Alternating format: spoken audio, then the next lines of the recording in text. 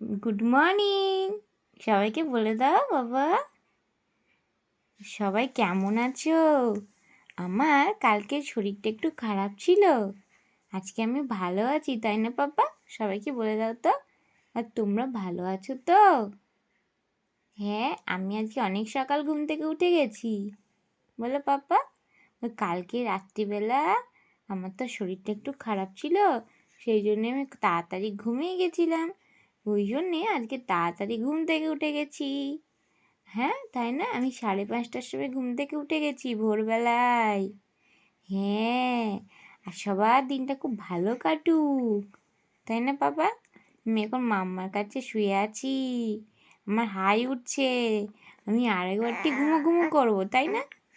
হ্যাঁ, আরেকবার ঘুমো ঘুমো করবো। ভালো থেকো। হ্যাঁ।